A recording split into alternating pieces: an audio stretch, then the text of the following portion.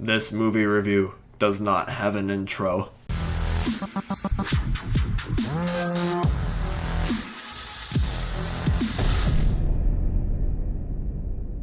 Greetings, good viewers, it is TVB, and I'm here today to review the latest mystery comedy whodunit film, Knives Out, which is written and directed by Rian Johnson and starring, oh dear god, this film's cast is humongous. Here goes nothing. Knives Out, starring Daniel Craig, Chris Evans, Ana de Armas, I hope I pronounced that right, Jamie Lee Curtis, Michael Shannon, Don Johnson, Toni Collette, Lakeith Stanfield, Catherine Langford, Jaden Martell, Ricky Lindome, Eddie Patterson, Frank Oz, Kay Callan, Noah Segan, and Christopher Plummer.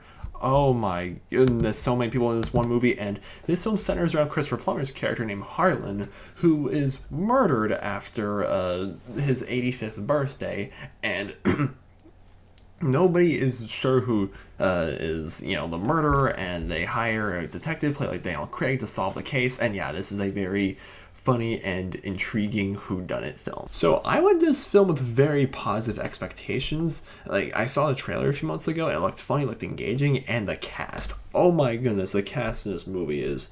Rian Johnson, how did you convince all these people to be in this movie? Now, frankly, a great cast does not always, mean a good film. Like, you can have a great cast and the film can still do horribly. Like this movie right here, whose name I won't say. And at the same time, you could have a film that does not have a very well-known cast, and it could be fantastic, like District 9.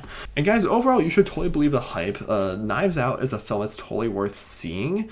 However, the only real issue that I had with that is that with the film that had such a big cast, it doesn't utilize everyone's potential to the fullest. Like, the three main, standouts of this film were Daniel Craig, Ana de Armas, and Chris Evans. These three were top-notch. Everyone else, though, is given a backseat, which is honestly disappointing because I forgot his name already. Jeez, the kid who was in It, he plays this teenage boy in this film, and all he does is just text. He just sits there on his phone all the time. And Lakeith Stanfield, my man Lakeith Stanfield, who was in Sorry to Bother You last year, which was my favorite movie of 2018, and that film is so underrated. He's an underrated actor, and I was thrilled that he was in this film. He's Daniel Craig's other police partner in crime, and he doesn't get much screen time, or he's not given much to do either, and I was disappointed by that. But overall, I was very pleased with performances. Ana de Armas, again, if I'm mispronouncing her name, please forgive me. She nails it in Knives Out. She gives a thrilling and enticing performance, and there's a lot of details I want to go into, but I can't because it's spoilers. But she's thrown into a situation that she does not deserve to be thrown into, and she does excellently. And Daniel Craig, he uses a southern accent in Knives Out, the same accent he used in 2017's Logan Lucky. He was so funny in that film, and once again, his accent, it's so random. Daniel Craig, a British actor using a southern accent, it works excellently. And Chris Evans, his performance in this film is such a 180 from Captain America in the MCU. Dear goodness. He honestly reminds me more of, Loki than anyone else. His performance, he goes from, brave, noble hero to just, a complete sleazebag. This family is so dysfunctional. Nobody gets along. People are just arguing and, not, agreeing on anything. And he's just over there making really snide, jeery comments and just being overall a prick. And it's excellent.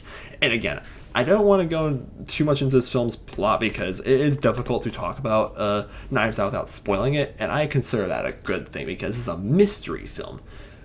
Guys, in my opinion, poorly written mystery films are the worst kind of movies.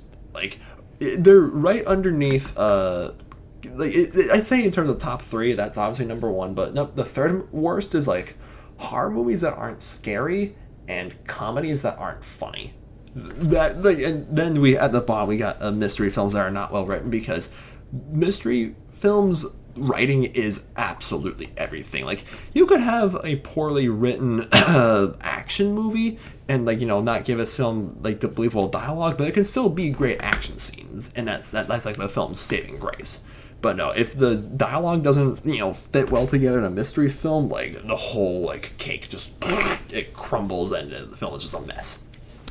No, Rian Johnson's writing is so excellent in Knives Out, and like it beautifully utilizes the type of irony that where the audience knows more than the characters.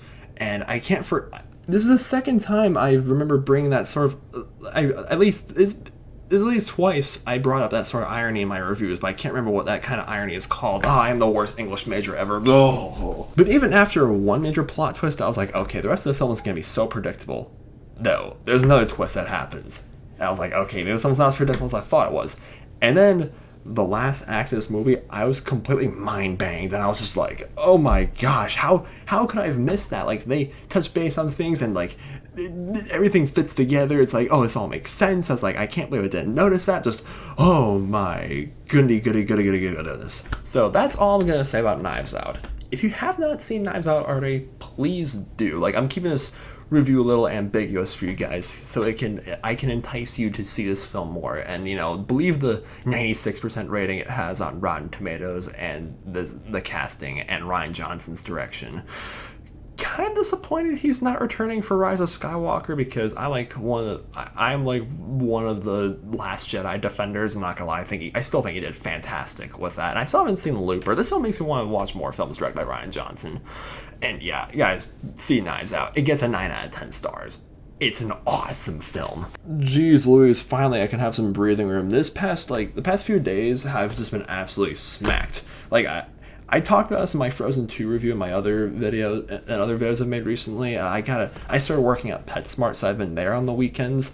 And on top of that, I just finished 2 massive projects for my classes, and like next week's my last full week of class at my community college, and then right after that week is finals, and we're done. So yeah, this has been huge crunch time for me, guys, with studying and work and all that jazz. I still haven't watched the mid-season finale of The Walking Dead, and my biggest apologies for missing that. I was hoping to live stream my reactions to that like I usually do, but I just couldn't. So I'm going to watch that on Files when I get the chance, and then I'm going to make a spoiler talk video for you guys. That is one video out of the big laundry list of videos I've been planning on making.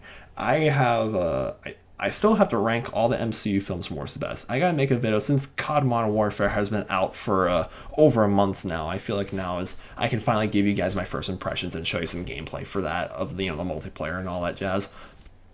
I still got another Disney themed video to make, and I got this animal fact video that I've been dying to make for you guys. And I made a Derby cover video. I sing a song. Like, there's a lot that I haven't gotten around to doing yet, and I'm really determined to do so. I just been very like, and Thanksgiving's right around the corner, so I'll hopefully have more time to do those videos this weekend. So yeah, thank you guys so much for watching, and if you enjoyed this video, give it a thumbs up, and if you did, give it a thumbs down. I appreciate the honesty. All right, peace out, guys.